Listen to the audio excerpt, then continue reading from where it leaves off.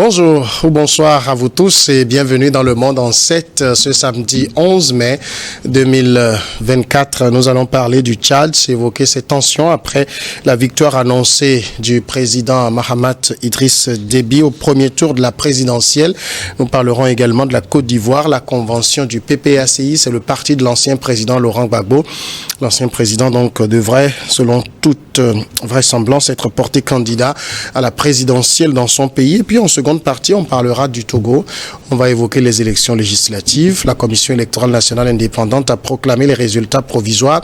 Désormais, ces résultats sont transmis au niveau de la Cour constitutionnelle qui va annoncer les résultats définitifs après avoir examiné les recours potentiels qui vont être déposés par les différents candidats. Et pour faire ce débat avec moi, deux invités sont sur le plateau. D'un côté, Zana Sadio-Ritou, il est analyste politique. Bonsoir Zana.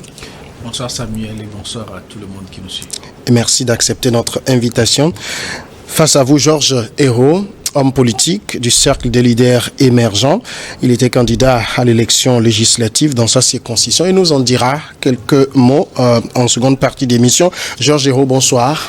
Bonsoir Samuel, bonsoir Zana et tous ceux qui nous regardent sur Niwa TV. Et merci à vous d'accepter l'invitation de cette émission. C'est avec plaisir. Nous commençons donc avec le Tchad. L'armée tchadienne a déployé un important dispositif dans certains quartiers de N'Djamena, la capitale, vendredi, où les habitants ont repris leur quotidien après une nuit de célébration pour certains, de frustration pour d'autres. La proclamation, c'était donc la veille jeudi de la victoire du général Mahamat Idriss Déby à la présidentielle du 6 mai dernier. C'était dès le premier tour. Il obtient 61,03% des suffrages pour ce jeune général qui dirige donc la transition depuis 3 ans. Il était donc plusieurs militaires ont été déployés à plusieurs artères de la capitale. Disons que pour cette élection, le second, arrivé en seconde position, selon l'ANGE, l'Agence nationale pour la gestion des élections, c'est Succès Masra avec un peu plus de 18% des voix. Disons, Zana Sadio-Ritou, que les résultats de cette présidentielle ne font aucune surprise. Comme vous l'avez si bien dit, ces résultats ne surprennent personne. D'autant plus que l'opposant principal, il y a de cela quelques mois, a accepté d'entrer dans le gouvernement de M. Kaka Déby. Et je pense que les électeurs et les militants et les sympathisants de M. Succès Masra n'ont pas apprécié, et d'autant plus qu'il y avait un certain nombre de griefs sur des tueries qu'il y a eu dans le pays et dans la foulée des amnisties qu'il y a eu sans pour autant qu'on puisse déterminer les tenants et les aboutissants, les circonstances dans lesquelles ces personnes avaient été assassinées. Mais on constate que M. Déby, il a su organiser un dialogue national qui a abouti à ce gouvernement qu'on peut qualifier d'union nationale. Et donc, aujourd'hui, si on constate que M. Succès Masra conteste les élections, il faut se demander, n'est-il pas dans le gouvernement qui a organisé ces élections, même si on considère que c'est l'Agence nationale de la gestion des élections qui l'a fait. Et en général, on se dit que c'est le gouvernement qui prévoit le cadre, etc., l'organisation de ces élections-là. Donc moi, je pense que cette posture aujourd'hui de contestataire n'émeut personne, ne devrait émouvoir personne. S'il y a contestation à faire, il faut qu'il s'inscrive dans la logique républicaine qui consiste à formuler les recours devant les institutions compétentes et respecter leurs décisions finales. Georges Hérault, il fallait s'y attendre un peu parce que quand on a un président de la transition qui au départ ne devait pas être candidat, mais qui a finalement tout fait pour être candidat, il n'était pas allé non plus pour perdre. Bien évidemment, parce que aujourd'hui, vous savez, que après la mort de Papa Idrissou, le fils l'avait. C'est pas Idrissou, c'est Idriss Déby. Idriss Déby. Ah mais comme ça ressemble au nom de chez nous, donc souffrez que Idriss Déby. Oui. Et après le Kamal, le papa, et aujourd'hui le fils était arrivé. Et effectivement, comme tu viens de l'insinuer, évidemment, il ne devrait pas être candidat avec tout ce qui était passé.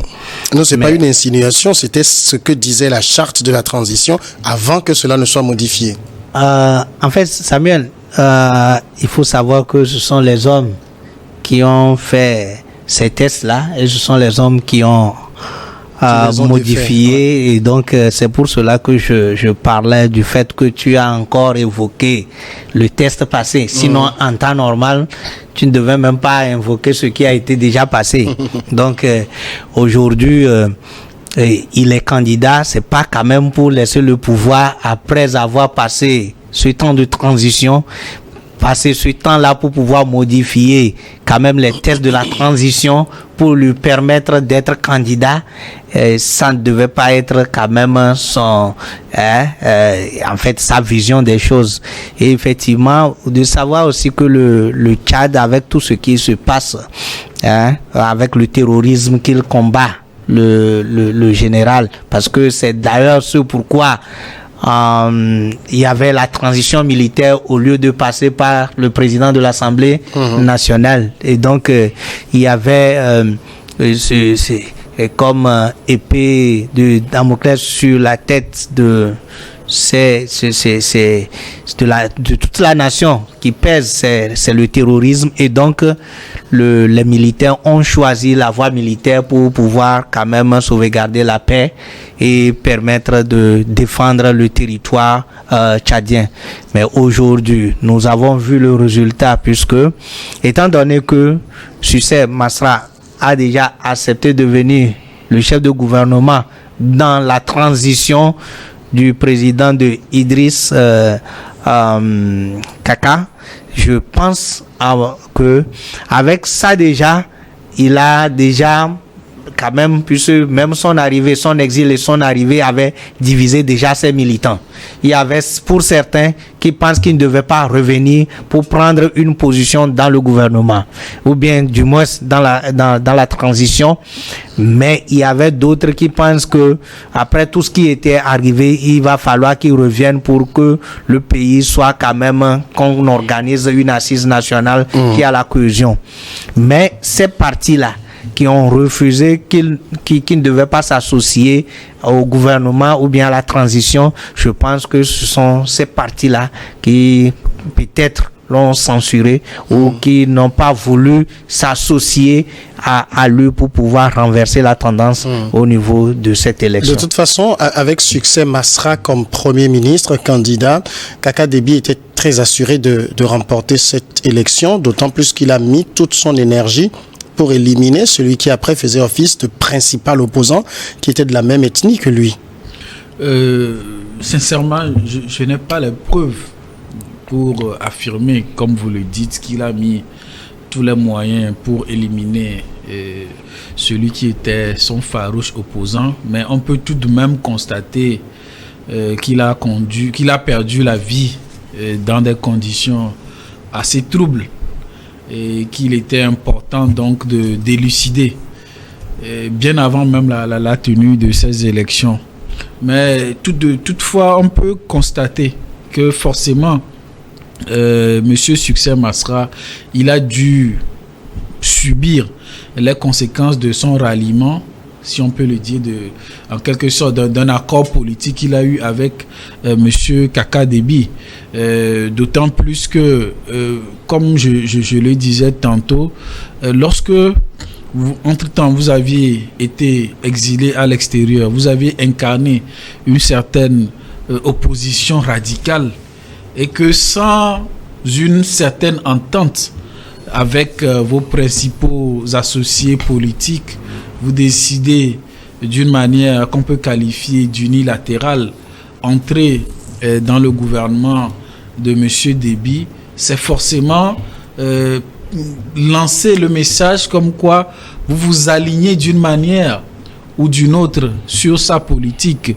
Et donc, je pense qu'au-delà de ce constat aussi, il faut noter que les populations, les militants des partis politiques de l'opposition en général en Afrique ne voient vraiment pas d'un bon œil.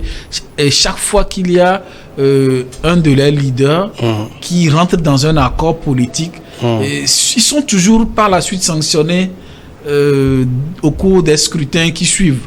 Cela a été le cas de l'UFC au Togo. Et donc, je me dis que c'est aussi problématique. C'est caractéristique aussi de la manière dont les leaders, ils sensibilisent, ils forment leurs militants.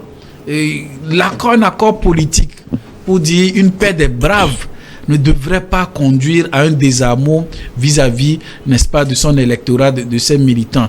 Il faut savoir que parfois, au nom de la stabilité politique, on est amené, au nom aussi de l'intérêt supérieur de la nation, à rentrer dans des considérations pour ne pas mettre sa personne en jeu, ne pas mettre sa personne au-dessus de l'État. Je pense que c'est parfois l'intérêt général qui pousse un certain nombre d'acteurs politiques à, malgré eux, entrer dans des coalitions, dans des accords politiques avec l'exécutif. Qu'ils finissent par payer donc cash, comme on le dit en politique.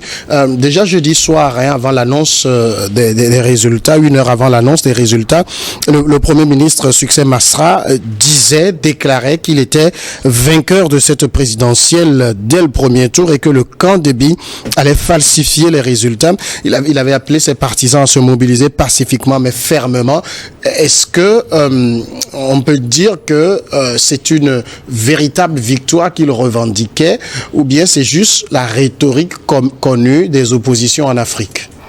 Bon, comment peut-on savoir si c'est la vraie ou bien qu'il a quand même la victoire à son niveau, si ce n'est les procès-verbaux que l'Agence nationale de gestion des élections a eu aussi à son niveau? Comment peut-il avoir des preuves contraires à des preuves qui sont normalement convoyées depuis les bureaux de vote jusqu'au niveau de l'organe qui organise les élections? C'est là où quand même, en tant que chef de gouvernement, en tant que leader de parti, que beaucoup de candidats pêchent. Parce que s'il faut avoir ces preuves normalement, ça veut dire qu'il a les preuves au niveau des bureaux de vote. Et pourquoi est-ce qu'il n'a pas été convoyé au niveau local et au niveau national?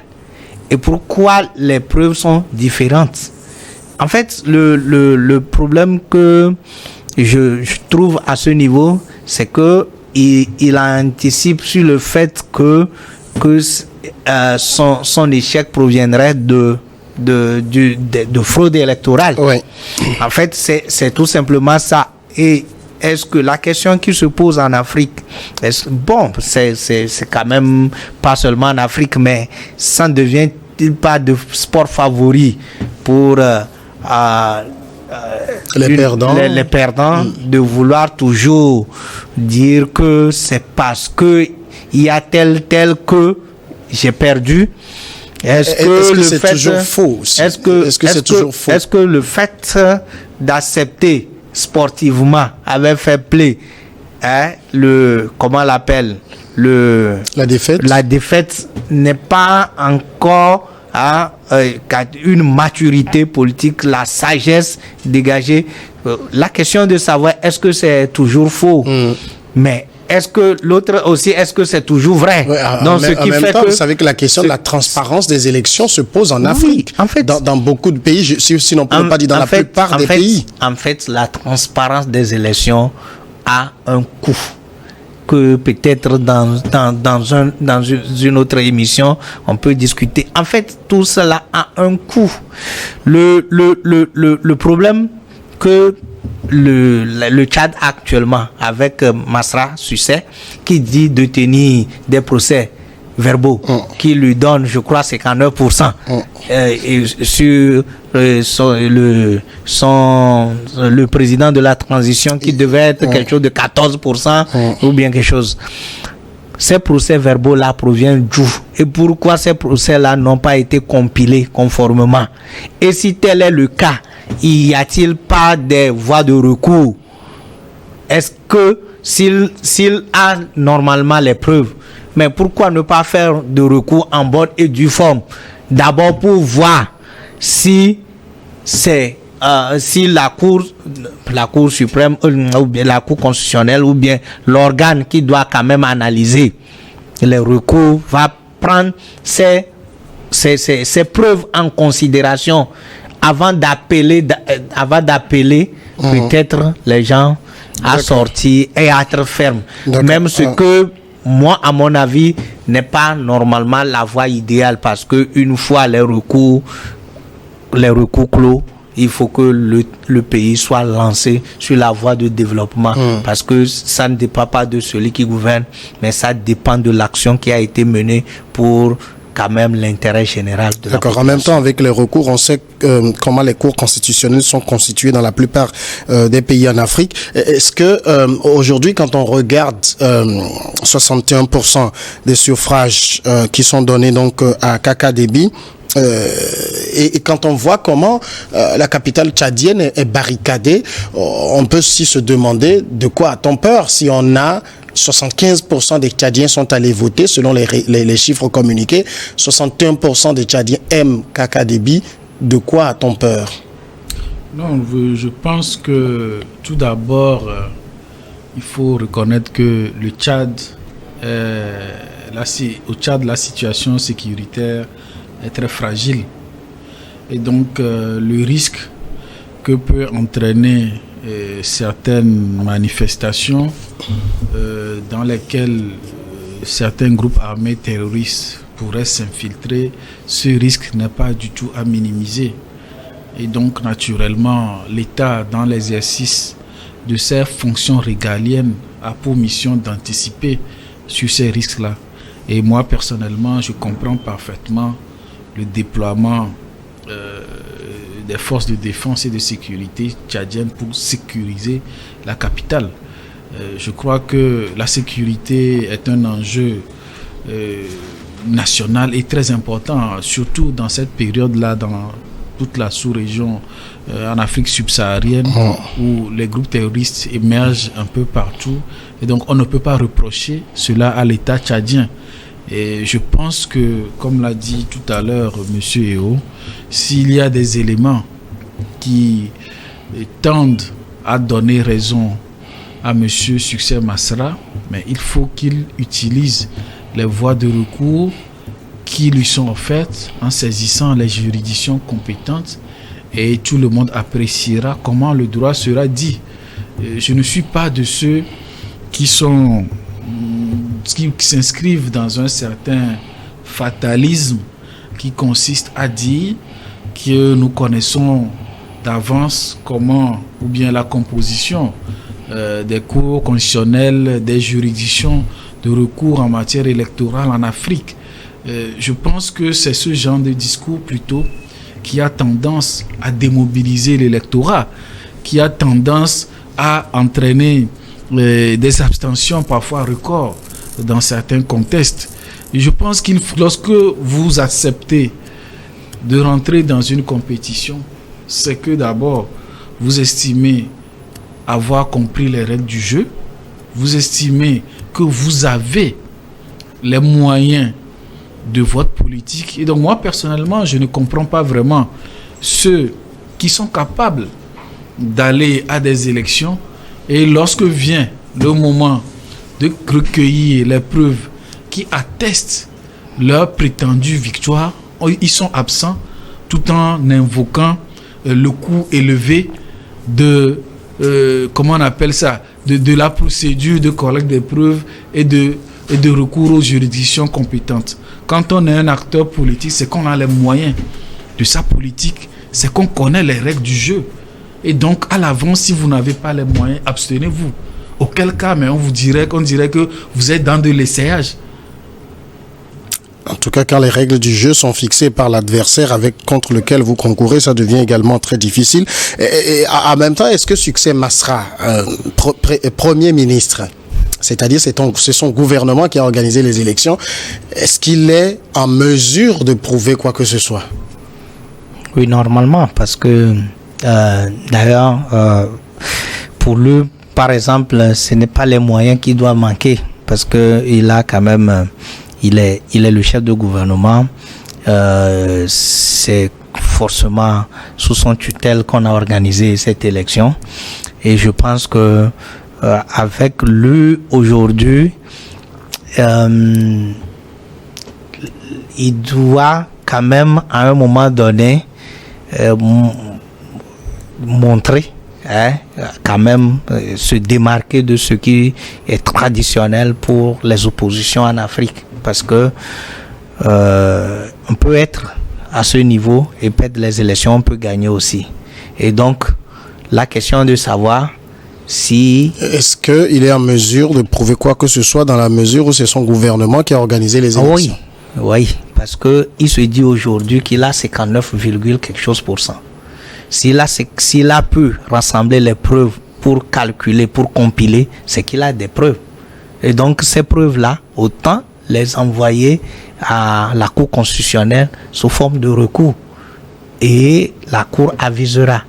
Parce que s'il est dans la supposition, s'il est dans l'agitation aujourd'hui, de vouloir prouver par lui-même, de vouloir faire justice, de vouloir analyser ses propres recours et donner ses propres résultats, vous voyez en sorte que personne ne le croira et personne ne va va lui donner un certain nombre de considérations, parce qu'on estime aujourd'hui que en tant que chef de gouvernement, il a quand même un certain nombre de responsabilités à assumer d'abord, et en tant que candidat, il doit suivre les règles du jeu, même si étant fixé par son adversaire. Et ici, dans ce cas d'espèce, je crois que c'est son gouvernement avec l'Agence nationale de gestion des élections qui ont fixé les règles de jeu. Et donc, il n'y a pas une règle de jeu qui va se dire aujourd'hui. D'ailleurs, il n'a pas contesté les règles du jeu. À moins qu'il a contesté les règles du jeu, là, on dira qu'il a contesté les règles du jeu. Mais comment peut-on participer à une élection? On a déjà contesté les règles du jeu.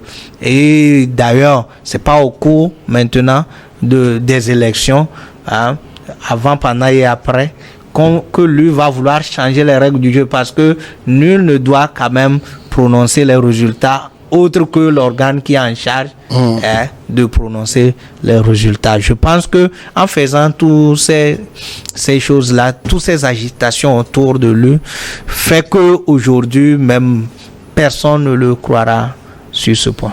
Lorsque Mahamat Idriss Déby a 61% des voix et 18% pour Succès Masra, quel genre de preuves peut-il détenir aujourd'hui qui puisse faire inverser ces résultats? Bon, monsieur Samuel, je crois que lorsqu'on va aux élections, on connaît un peu l'organisation des élections dans presque tous les pays. À part la législation, on sait qu'il y a des bureaux de vote, il y a des circonscriptions, il y a l'organe qui organise les élections. Dans ce cas, on parle de l'ANGE. Et j'imagine que c'est le même processus. Les résultats des bureaux de vote sont d'abord recensés par centre de vote, ensuite par circonscription et ensuite acheminés vers l'ange national. La juridiction, bien l'organe qui s'occupe d'organiser les élections. Et dans tout ce processus, je crois que chacun des acteurs a l'opportunité de détenir pour chaque bureau de vote le procès verbal après le dépouillement qui recense le nombre de votes, le suffrage exprimé et la répartition des suffrages par candidat. Et donc, si un candidat estime avoir des preuves, c'est soit que vous détenez les preuves des résultats bureau de vote par bureau de vote, ou bien centre de vote, ou bien par circonscription, ou bien vous avez documenté des preuves qui soutiennent les allégations tendant à démontrer la fraude. Et donc, c'est deux choses. Soit vous avez ces preuves et vous les soumettez à l'organe compétent qui va apprécier, ou soit vous ne les avez pas et vous avancez des choses dont vous êtes sûr de ne pas pouvoir les démontrer à quiconque. Donc, quand vous êtes dans cet état de choses, c'est normal que les gens, ils aiment jouer sur peut-être... est-ce que je peux dire l'immaturité? Ils aiment jouer sur plutôt les sentiments des gens. Puisque les gens sont vraiment... Il y a certains qui sont perméables à ce genre de message qui consiste à dire oui, on m'a volé, sans vouloir aller comprendre le fond des choses. Moi, j'aimerais sincèrement que M. Succès Masra, il puisse démontrer réellement les choses qu'il avance. Parce que c'est tellement facile. J'ai l'impression qu'en Afrique, un opposant... c'est celui qui conteste toujours les élections qui le donnent perdant sans jamais pouvoir apporter les preuves de ces allégations. Nous passons maintenant au second sujet, c'est la Côte d'Ivoire. En Côte d'Ivoire, le Parti des peuples africains de Côte d'Ivoire tient une convention. La convention donc s'est ouverte vendredi 10 mai afin d'officialiser la candidature de son leader, l'ancien président Laurent Koudou-Gbagbo, à la prochaine présidentielle. Il avait déjà été désigné candidat par une réunion interne au parti tenue à la mi-mars. Plus de 2000 militants sont invités donc à participer à ces travaux afin d'officialiser, comme je le disais, sa candidature en 2025. L'ancien président prononcera donc a prononcé donc son discours à cette élection, mais on sait que sa candidature pose problème. On va revenir sur ça, mais Georges Hérault, une candidature de Laurent Gbagbo à la prochaine élection présidentielle en Côte d'Ivoire, est-ce que l'idée vous paraît réaliste? En fait, cette question ne me paraît pas réaliste. non plus, Samuel. Parce que, c'est le choix de son parti. Oui, je pose la question au regard de tout ce qui entoure la personnalité. C'est le choix de son parti. Parce que, en fait, je pense que son parti avait voulu foncer, voir ce que ça peut donner. Sinon, réellement, c'est pas quand même à ce niveau où Laurent Gbagbo n'a pas encore eu cette autorisation de s'inscrire sur la liste électorale. On ne peut pas être candidat si on n'est même pas son nom sur la liste électorale. Et donc, vous voyez que ça devient compliqué, même avec tous les portes frappées au niveau du gouvernement pour que le gouvernement ait une oreille attentive sur la requête de Laurent Gbagbo. A été quand même, la réponse a été cash, que le gouvernement, c'est pas au gouvernement de se prononcer sur le cas de Gbagbo et comment qui peut être candidat ou ne peut pas être candidat ou peut s'inscrire sur la liste électorale ou ne peut ne pas être inscrit sur la liste électorale. Donc aujourd'hui, en fait, ça, nous voulons revivre les événements, sauf que il y a Henri Konan-Bédié qui n'est plus là. Sinon, on va revenir en 2011, je crois, pour revivre encore cette situation de bipolariser la politique ivoirienne, puisque aujourd'hui, Alassane Ouattara est là, Gbagbo est là, Gbagbo veut être candidat, sauf qu'on ne sait pas si il peut être candidat, mais je pense que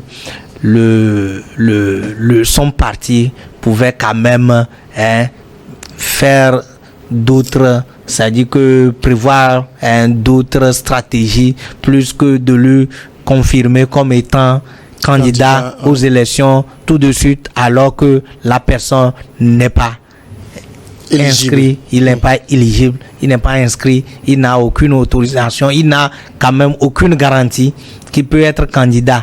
Même si on sait que bon, nous sommes en politique, mais aujourd'hui, il va falloir quand même trouver d'autres stratégies que de vouloir faire de Gbagbo le candidat de son parti aujourd'hui. On a eu un scénario similaire au Sénégal. Vous vous rappelez, c'est Ousmane Sonko qui devait être le candidat de son parti, mais au regard de sa situation politique, le parti a réfléchi et a trouvé une alternative, et c'est l'alternative qui est président aujourd'hui. Pourquoi, dans le contexte ivoirien, on s'arc-boute à la candidature de Laurent Gbagbo, 78 ans, un vieux, qui a déjà fait son temps? Il y a quelle stratégie derrière? Sincèrement, la question me bouleverse moi-même.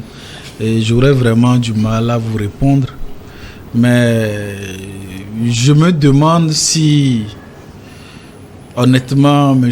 Gbagbo ne serait pas en train de rouler pour M. Alassane Ouattara, peut-être dans la perspective qu'en contrepartie de sa prochaine réhabilitation sur les listes électorales, celui-ci aussi puisse justifier une nouvelle candidature. C'est des questions que je suis en train de me poser et que j'exprime. Mais je pense sincèrement que dès le départ, il y a eu beaucoup de fausses notes. Dans la mesure où M. Gbagbo lui-même, il savait que dans l'ancienne galaxie politique qu'il formait, c'est parmi eux tous, c'est Madame, ou bien l'ex-première dame, Simone, qui, elle seule, parmi les autres, qui a été amnistiée. Et donc, je pense que la logique aurait voulu qu'il s'aligne derrière elle. Mais peut-être pour des considérations matrimoniales, il ne peut plus le faire aujourd'hui. Mais comme vous l'avez si bien dit, nous avons l'exemple du Sénégal et qui montre à toute l'Afrique, à nous tous, que la maturité politique devrait nous amener à des choix objectifs.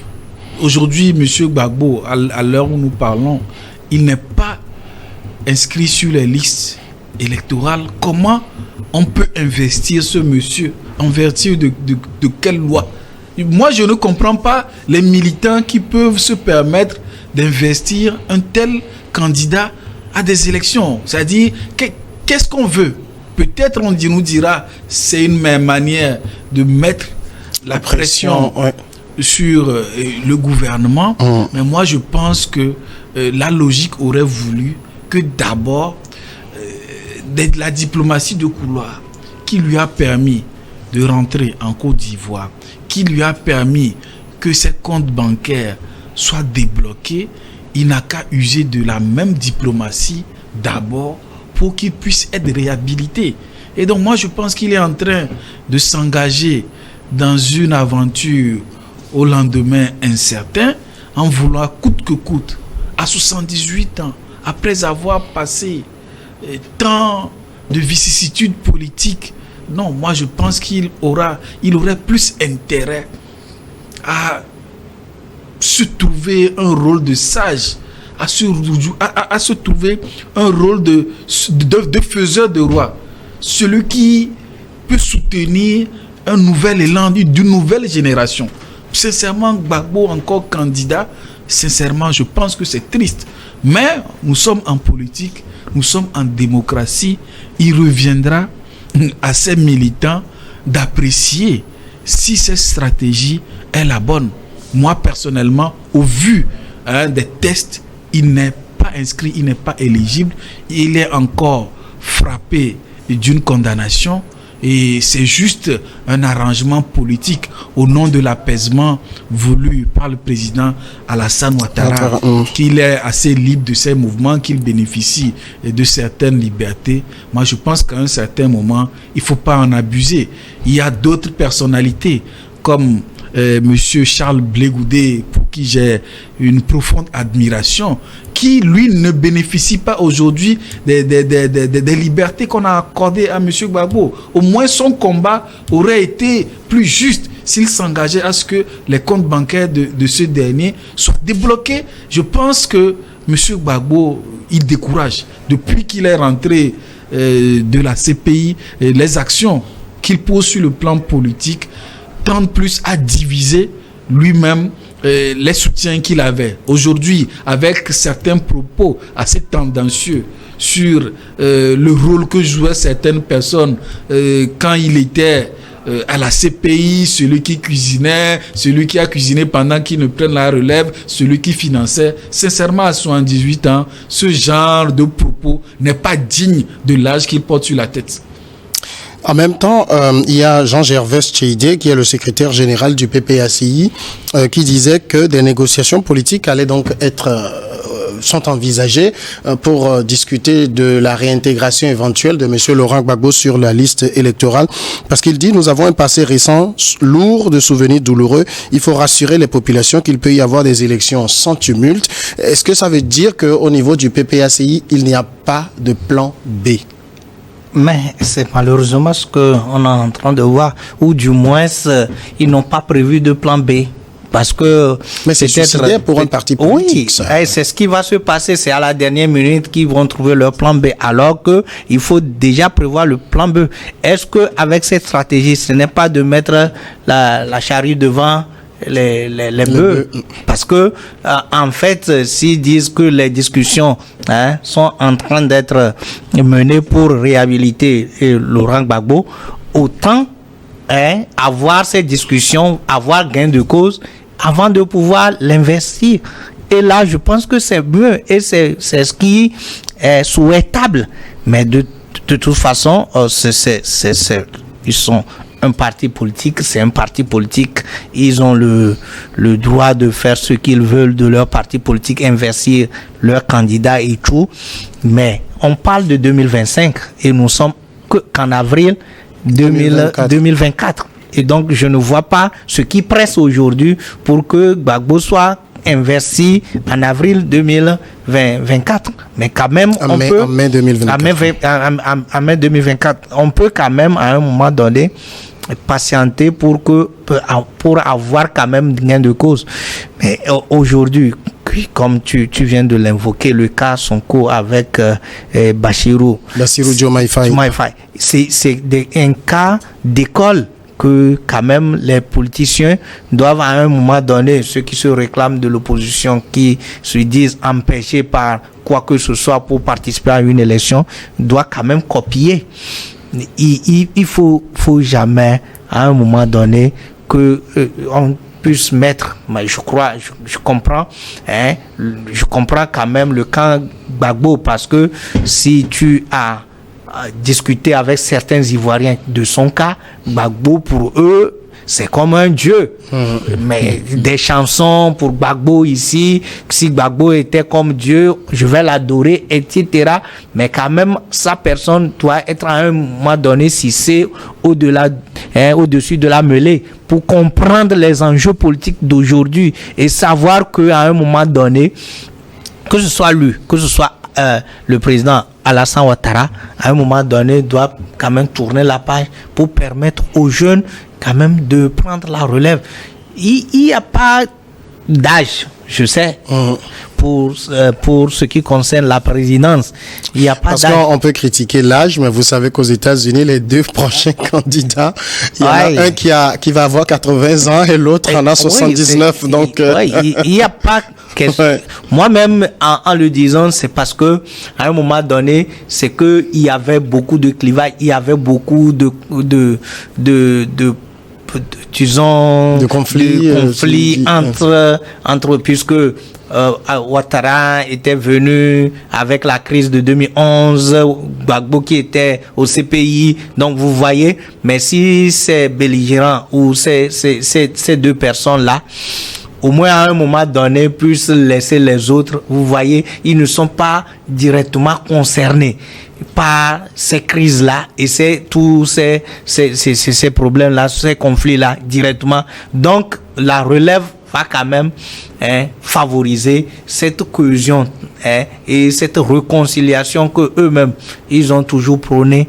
Et vous voyez, ça va aller comme eux-mêmes, ils le souhaitaient. Mais si entre Gbagbo ou Ouattara, quelqu'un devient président. Vous voyez ce qui peut en devenir. Toujours, ouais. Donc c'est pour cela que à un moment donné, il faut que les deux autres accompagnent la jeunesse, même si c'est pas la jeunesse, même si c'est peut-être leur frère de combat, etc., pour quand même puissent prendre la main pour les laisser, deviendront des présidents, des conseillers pour Alors, vous rappelez, il y a quelques années, cette phrase, si les gens de ma génération sont candidats, alors je serai candidat également. Est-ce que finalement, quand on regarde, parce qu'au moins il y a le troisième larron qui n'est plus là aujourd'hui, donc il ne reste plus que ces deux-là, est-ce que le problème ivoirien est finalement un problème de personne? Non, je ne pense pas que ce soit un problème de personne. D'autant plus que actuellement, lorsque vous prenez les réalisations sous l'ère de M. Alassane Ouattara, c'est un bilan assez positif. Il a su redresser l'économie, tous les indicateurs sont au vert. Donc, est-ce que ce n'est pas aussi parce que un peu les institutions de Bretton Woods, les indicateurs sont très tendres avec lui? Parce que peut-être il fait bien leur politique aussi. Il y a ça aussi. Bon, il y a ça. Vous savez, c'est ça aussi, gérer la gouvernance. Il faut tenir compte des attentes de vos divers partenaires, tout en essayant de maintenir l'équilibre entre l'intérêt de la nation et l'intérêt de tous ses partenaires. C'est tout un équilibre. Et donc, je crois qu'on ne peut vraiment pas se soustraire de ses partenaires d'une manière brutale. Auquel cas, on risquerait de créer une grave crise économique dans son pays. Et donc, moi, comme je l'ai dit, ce n'est pas forcément un problème de personne, mais on peut remarquer que l'approche de M. Gbagbo peut être considéré comme si c'était une revanche qu'il souhaite reprendre. Et moi, c'est dans ces termes que j'analyse les actes politiques qu'il est en train de poser. Et moi, j'aurais préféré qu'il puisse positionner, soutenir une nouvelle candidature, pas forcément une personne jeune, mais une autre personne. Quand vous avez incarné pendant un certain nombre d'années le pouvoir et que par la force des choses, ce pouvoir vous échappe dans un contexte de crise et que vous revenez, je ne pense pas que ce serait une bonne chose de vouloir revenir au pouvoir et donc que les populations aient l'impression qu'il revient pour régler des comptes. À partir de ce moment-là, je pense que M. Gbagbo, il doit s'interroger sur la posture qu'il veut encore incarner. Je pense qu'il devrait rester en retrait, proposer un nouveau projet politique porté par une nouvelle personne. Est-ce que on ne risque pas, si par extraordinaire, les négociations dont parlait Jean-Gervais Tcheidé aboutissaient, de voir un Laurent Gbagbo candidat, puis un Alassane Ouattara candidat à nouveau? Mais ça va être peut-être le 2020, comme le président Ouattara l'avait dit, si les gens de ma génération sont candidats, je serai candidat également. Mais c'est comme un jeu d'enfant, c'est comme un jeu d'enfant finalement. Ça devient un cercle vicieux où c'est les mêmes personnes à la tête. Vous voyez, moi j'ai comme l'impression que Laurent Gbagbo se reproche de quelque chose de sa gouvernance, parce que si il ne se reproche rien. Samuel, vous ne pouvez pas imaginer qu'après 11 ans ou bien 10 ans de gouvernance, il veut encore devenir président, malgré que c'est lui, avec Alassane Ouattara, ils sont devenus quand même je ne résume pas la crise en leur personne, mais ce sont des parties prenantes, des gens, des principaux même. Les auteurs de la crise, vous voulez dire. Les auteurs de la crise. Et que l'un n'acceptera jamais que l'autre revienne le remplacer. Donc, vous voyez, ça va quand même susciter d'autres choses. Au nom de la paix, au nom de la cohésion, que eux-mêmes parce que quand ils sont revenus, tout ce qui a été passé, c'est au nom de la paix, c'est au nom de la cohésion, mon jeune frère, etc. Et les gens, on a compris que, bon, on peut revenir de la CPI et devenir encore frère. Mais aujourd'hui, il faut vraiment que d'autres personnes, même si c'est, je ne sais pas si c'est Charles Blé Goudé, si c'est Madame Simone, etc. Quand même, c'est encore mieux que de vouloir coûte que coûte avec son parti où on a changé. Vous voyez que quelque part, c'est comme Afingessa aurait raison sur Alassane Ouattara, parce que je dis Alassane Ouattara, Laurent Gbagbo, parce que on ne peut pas penser que quand lui revient de la CPI, c'est que son intention, sa vision, c'est tout faire pour reconquérir le pouvoir et l'exercer. Puisque tout ce qui s'est passé, hein, c'est pour cela que moi je pense qu'il se reproche quelque chose de sa gouvernance. Il se dit qu'il y a quelque chose qu'il aurait pu faire, qu'il n'a pas pu faire pendant ces 10 ans, qu'il va revenir faire. Alors que je crois que il va falloir à un moment donné que il ne donne pas l'impression que il veut aller, que Alassane Ouattara n'a qu'à aller pour faire encore d'autres mandats que lui-même il voulait pas, parce qu'il avait toujours dit ça. Et pour moi, quand même, que personnellement, je ne suis pas de ceux qui pensent que il faut forcément qu'on limite le mandat des présidents, etc. Je ne suis pas de ceux qui pensent que c'est ça qui est gage de développement. Mais j'estime que si les gens à cet âge-là veulent laisser changer pour que d'autres personnes aussi puissent passer, il faut même pas donner d'argument à Alassane Ouattara pour pouvoir être encore candidat en 2025. Voilà qui nous amène donc à la pause de la première partie de l'émission. On observe donc cette pause pour suivre ensemble le journal et nous revenons juste après.